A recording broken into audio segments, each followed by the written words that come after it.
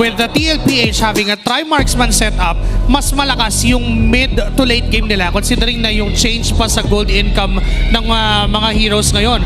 Pagdating ng 8 minutes, magiging 8 gold na yung passive na nakukuha mo. So, doon pa lang aangat yung power spike ng Team Liquid, thus giving the idea na kailangan lang nilang i-survive yung early game.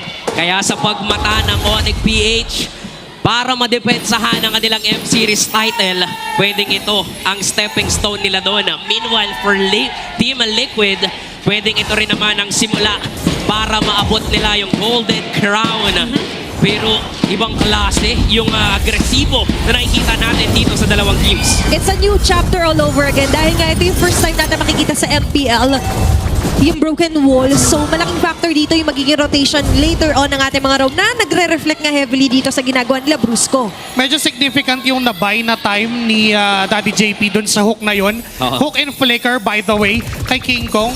Either way, kung yung purple buff yung nakuha niya o si King Kong, that's a significant amount of time bought para mabigyan pa ng oras yung TLPH na makasurvive dun sa early game. Kasi if mapapaaga nila yung items ng isang Lancelot and you would give a lot doon sa isang Lancelot being the carry sa early game ng Onyx Philippines, mahirapan silang sumabay doon sa early game and sa snowball potential. Now for Team Liquid Philippines, they're doing a great time just to mitigate yung mga ganong bagay. It's just that for Onyx, sila yung nahihirapan actually. So ang sinasabi mo dito, Joshi Cakes, kung makapag-snowball agad si King Kong, kung mapaaga talaga ng Onyx dito yung mga items na kailangan nila, sila yung lalamang sa early game. Definitely. Diba? Kasi nga considering na maraming kailangan na patabain in nurture dito ang TLPH because of this triple marksman setup. Ayun nga eh. Unusual siya. Although nakita naman natin to last MSC wildcards, if I remember correctly. Pero way para mapagana to is of course get those numbers running. Lalong-lalo na ngayon, nandyan na yung Turtle. Clearly, mas may advantage ang Onyx versus Sanford. Apat agad ang sasalubong. Karapat dapat mabagaksak dito ni Sanford. Mapipigilan, traction pulse para kay Sanji. Mukhang i-reset nga ba ito ng Onyx? Pero hindi.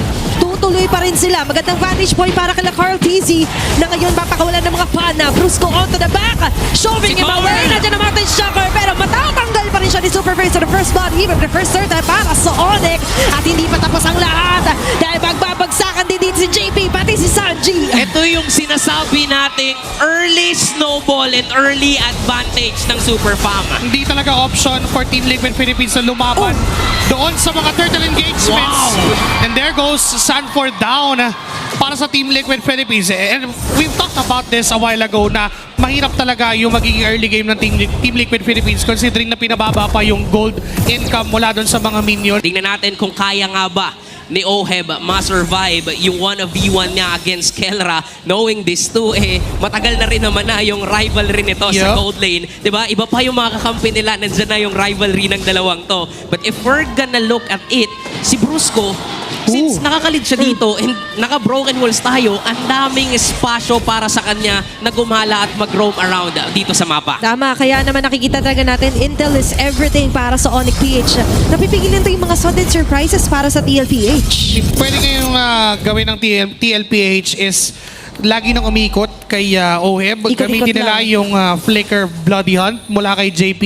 And that's the only way. Kasi if makikipaglaban lang ng 1v1, itong si Oheb, madali lang iwasan if you're the Lunox, if you're Kelra. Isang Order of Brilliance lang. Pag lumipad yung 1-1, okay na yon. Tapos doon papasok yung dalaw na mula sa Onyx Philippines. So parang sinasabi mo dito, yung mayaman na 1-1, yung mayaman na si Oheb, payamanin pa nila. Tama. Bagahin pa nila yung paghayaman dito ni Oheb. Kasi sa taas, ito nga, nakikita natin na 1v1. Okay, na-force out naman ng flicker dito para kay Kelra. There's going to be the jumper Brusco.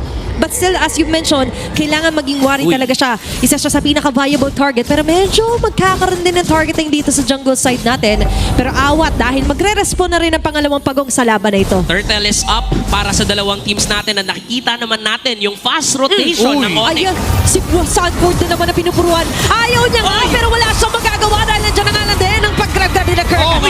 Nagamit agad ang Bloody Hunt kapag flicker out pa si Brusco. So marami-rami resources ang matatanggal sa TLPH. Pero patikim pa lamang yun kasi nandito pa rin yung Turtle na masesecure na ng Onyx PH. Hindi nakakuha ng trade ang Team Liquid. Alam mo, ang win condition ng Team Liquid Philippines kapag may mga objective team fight, pumick off muna ng isa. And that would start doon sa hook ni JP. Maganda sana yung hook niya against kay Brusco. But then again, may flicker para pwedeng gastusin para makatakas. And hindi lang yun, sinalo ni Kirk yung turret aggro. Ang hirap Bago makaalis si Brusco. Grabe yung pambubrusco nga na ginagawa dito ng Onyx PH. Literal na nagpapakita sila since ang daming bukas na area, ang daming daanan, ginagawa na lamang talaga nilang daanan yon para maabot at makita ang Team Liquid PH. And literal na nahihirapan ngayon ang Cavalry. Okay, maabot nila doon si Carl TZ. This is a go time! Sabay sa kagat yung Mother Shocker para dito kay Carl TZ. That's a great way to start off around pero hindi pa yata Oh, out. no, no! Kukonekta pa yung Taksha Forward Storm B para dito kay Sanji. Andiyan nag-grab-grab. Kirk, lahat pwede niya ginamit para lang makatakas. Pero Si Kelra. Sanford still following Kelra close behind. Gagamitin ng grass para makapagtago sa salubong. Oh, With a broken walls. What a bypass para sa Cavalry. At ngayon, makakabawi sila ng paunti-unti pero hindi pa yata tapos. Hindi pa nga yata tapos kasi maghahabol pa Oy, oy, dito. oy. Super Bang! With the Mukhang nagbabayad si JP sa kasalanan niya! Pero hindi pa yata oras! Hindi mapapabagsak dito si Daddy Uy, JP. Marin! And instead, makakasurvive doon ang TLPH. Ang masasabi ko lang na dagdagan na naman ang kasalanan ni Daddy JP. Hook para mapatay si Kelra. Hindi lang yon. First item, Winter Crown para kay JP. Alam niya na yung value ng hooks ay maganda, pero kailangan tumama yun. So, para makompensate yung pagiging accuracy dependent ng isang Franco, nag-first build Winter Crown para magamit nila yung Bloody Hand plus the Winter Crown at mapag-scale nila ng mabilis yung tatlong marksman na meron sila. Striktong patnubay na magulang at mga kasquad ang kailangan. Pero Uy. you're definitely right. Ito talaga yung kinocall for na Uy, sitwasyon, pero yung flicker hook ay hindi tatama. Pero Kaya si Kirk- ngayon ay maaaring maging go para sa Onyx PH. Nakasama na rin si Kelra, pero may namumong tensyon. Liko muna tayo sa panghuling pagong ng laban na ito. Ako na yung kinakabahan kung ano bang mangyayari dito sa laban eh. Di ba? Hindi tayo magugulat kung meron bigla-biglang mag-flicker kasi gusto nilang makalamang sa positioning na ngayon ay sinesecure na ng Onyx PH ang turtle at wala nang magagawa ang Team Liquid. Si Sanford eh siya yung pinahihirapan dito ng Onyx pero alam ng TLPH. Oy, Kinbit! Oy, lumalabag ka dito ang Onyx PH. That was a very aggressive technique na pinush through ng Onyx at ngayon conceal para umalis. Pero quick pick off kay Sanji agad. The good thing for Team Liquid Philippines, di man nila nakuha yung turtle, nakuha nila yung turret down top and doon sa top lane.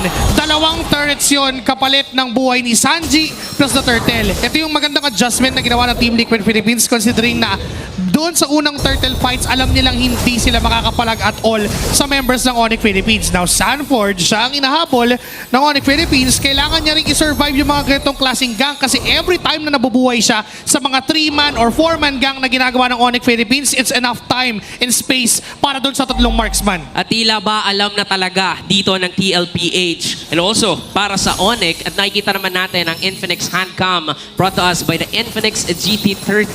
Experience of victory for every madlang gamer. Kitang-kita natin si Prince No, ganyan pala gumamit ng Zushin. Ayan madlang people.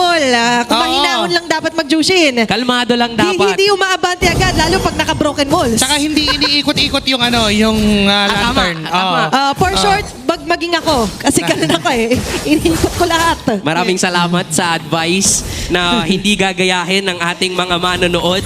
Pero dun sa sinabi mo kanina, Zoshi Cakes, parang alam ng TLPH na lugi talaga sila Yes. sa early game. So naghanap na lang sila Oh ng my trades, God. pero hanap na naman ng aksyon. What a layer here para sa TLPH. Patatik daw pa nila si Kirk. Kaso ngayon ito magiging counterplay para sa Onyx PH. Siya hindi magiging sapat. Sanji with a continuous damage and shooting that double kill.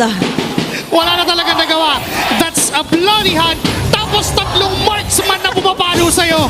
Even Brusco, kahit magdasal siya't lumuhod, tatlong marksman pa rin yung pumapalo sa kanya. Yeah, he's at the mercy ngayon ng triple marksman ng TLPH. Sobrang sakit na nga sa ulo kapag dalawa yung marksman ng kalaban nyo. Alam kong nafe-feel nyo rin to kapag sa mga rank games, pero what more kapag tatlong marksmen ang kinakaharap dito ng Onyx PH, and right now, kailangan din nilang maging maingat kasi Oo. one once they go in at makita sila ni Daddy JP, literal na hindi na sila makakatakas pa. Tama. Oh, Four horsemen. It's a triple marksman para dito sa TLPH. Lipat! Kukonekta pa na yung cross bomb na tatang na magagaling dito kaya ay magkukonekta. Lilipat ng target onto Brusco. Double kill na naman para kay Sanji. Ma-ensure nga naman nila. Sana naman ang kalimatatanggal. Mapapa-flicker out din doon ng ibang mga members ng Onyx. It's going to be a free lord para sa TLPH. This is what we've been talking about. Ang win condition ng Team Liquid Philippines prior to the objective ay kumuha ng pick-off.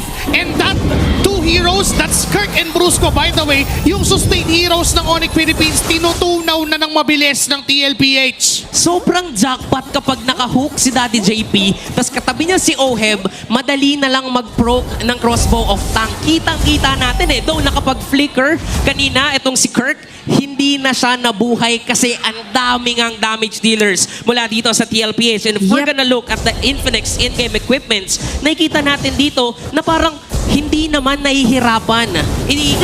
I-divide yung mga resources for Yep. TLPH. Nung una, oo. Kasi nga, nadadalawan sila. Pero they only took Sakit. a few minutes JP, para makahabol. Pero sa ngayon si JP, medyo delikado ang Onyx. Wala namang tatama ng hook, wala mahahatak. And hindi lang yun eh. We have to give it to Sanford for the side of TLPH. Ayun Bukod din. sa ginagawa ni JP na magandang hooks plus bloody hand, yung pagsazone ni Sanford, hindi umaabot yung mga damage dealers ng Onyx Philippines na Yep. kukuha niya yung aggro, siya yung tinatarget. But King Kong, Oh, they're making the most out of it. As you mentioned, sa Sanford din kasi yung susi eh. Kung bakit nakakababad na ng atake yung 3 marksmen, di Yes. 4 horsemen eh. Yung 3 marksmen ng TLPH. And now, it's up to Onyx PH to somehow turn it over again into their favor. Kasi sa ngayon, hirap na naman sila makaabante sa mapa nila. Nakikita nga natin nahihirapan ngayon ng Super Fam, pero when it comes to KDA, especially for King Kong, maganda pa rin naman yung nakikita nating galawan dito sa kanya. Sadyang hindi niya mapasok ang lineup ng TLPH. Hindi niya magawa yung Sigma moves kasi merong Daddy JP na threat. and most of the gold lead na meron ng TLPH ay na kay Carl at na kay Oheb. Around 900 for Oheb, around 600 for Carl TZ, and that was enough Wow. para sa side ng TLPH para kunin yung mga items na kailangan nila. And also Sanji, siya yung siya yung pangatlong layer ng problema. Kasi kung iisipin mo for Onyx Philippines, masakit na yung 1-1. Kailangan natin pigilan. Masakit din si Carl TZ, yung YSS. Tapos hindi na napapansin, may Sanji pa na masakit. By the way, naka-Sky Piercer yan. Diba? And yun pa yung kailangan nilang abatan. Right now for Onyx Philippines, ang win Lilikod. condition is get 1 kill at a Uy, time. nakita! Oh, nandun yung vision. Nakita nila na may pasugod. So ngayon, for Onyx, ay tila ba nagulo agad yung formation. Sana na maganda pang lilikod sa TLPH. Men, kung merong Mango Graham na layers na masarap sa liquid, ito ang masakit na layers. Nag-antay ako kung anong magiging tawag sa layer. Okay. Wala. Masakit. Masakit. Wala pa. Okay, wala pa. Mamaya gagawa natin yan. Kasi nga naman, yung layer ng damage for TLPH, parang ito yung tanong ng mga karamihan eh. Saan manggagaling yung damage? Ang sagot ng TLPH, yes. Ilang marksmen po? Yes. May tatlo yung pinanggagalingan, and answering just one is not enough! At ngayon, papasok na rin si Brusco. Nandiyan yung Nasa kapit. Manag-grab-grab. Kaso nga lang si Ohe, makakawala pa ba? Oh my Oh, God! yan naman ang sagot! It's going to be unstoppable para kay Sanji. Tuloy-tuloy ang kalangopet sa laban sa Onyx. Brilliance out para kay Kelra. In an instant, King Kong para kay JP ang naging palitan. At diretso Lord ang TLPH. 1-for-1 lamang yun, pero dahil walang retribution holder dito ang Onyx, mabilisang lumayo ang Liquid at kinuha na yung Lord. Sobrang crucial nung bloody hand targeting. Si King Kong pa yung kinagat right after the dash. Napakalayo niya kay Daddy JP. Dumash na ng isa, nakagat ni JP, hindi na nakadash pa ulit. It could have been Oheb dying for TLPH. Pero dahil nakagat, dahil inabot ka ni Daddy JP, it is enough for Team Liquid Philippines to get that Lord, and it's marching down top lane para sa Cavalry. Feeling ko sa laro na to, feeling ko sa Golden Rivalry na to, madaming madadagdag sa listahan ng kasalanan ni JP. Marami. Kahit itali mo siya, Kahit hawakan ng tatlong tao, pag nakawala yung bibig, kakagat talaga siya. Palaban. Alam mo yung Dito, DLPH. nanggigigil sa pag di nakakagawa ng kasalanan. Yun na yung trip ni Daddy JP ngayon. At ito, hindi na to basta trip lang. It's smooth 3 para sa Team Liquid. Traction pulse, hindi masyado tatama sa mga members ng Onyx. Crimson Beacon. Andiyan pa rin naman ang Crimson Beacon. Chase na nga ba ito Habol sila, para ha? sa Onyx? It's going to be the Kinagat! Superman. At nandiyan na naman yung kagat para kay JP. Importante na block up na naman si Kiko. Makakawala with a Thorn Rose. Double kill assist. Well, it's ensured. Kaso nga lang, nakakawala dito. Baby Kiko. Nakalipad pa with a crossbow tang. 2 members down para sa side ng Onyx. At ngayon, for TLPH, they'll take that as a win. Nice defense pa rin para sa Onyx PH. Especially for King Kong. Nakakuha pa siya ng 2 kills doon. Maganda na yung idea ng Onyx Philippines na unahin nga natin yung pinaka-root cause ng problema. Si Daddy JP, tanggalin na natin ang agad. And yes, successful naman sila doon. Pero tinamaan Oo, si naku, King naku. Kong ng Mountain Soccer. Okay, medyo Pwede sa na-force pulutan. agad doon yung brilliance. Sumasama si Kirk. Naku Hindi po, na kaya naku yung po. kakampi mo. Mabibigyan naman tanda na Baby X Duo. He's down. 2 members left to defend for their base. Pero mabubuhay na rin naman dito sila Super Friends and even King Kong. Moscow na ngayon ay mangyayari. Oh my God! Easy. It's going to be a double kill but a shutdown para kay King Kong. The Sigma Junglers in. Ngayon na abante, hindi yata tatantan dito sila Oheb. Makukumpleto ang stacks. Grabe si Oheb. Kaso napilitan na mag-brilliance out para hindi makaabante. Pero abante pa na ito si JP. And a bloody hell! Double kill para kay Sanji. Prosco is the only man left, but not for long. Kasi masisimot sila dito ng cavalry. At mukhang ito na ang katapusan sa Game 1. Ipapakita ng Liquid. Triple Marksman. Rewriting the story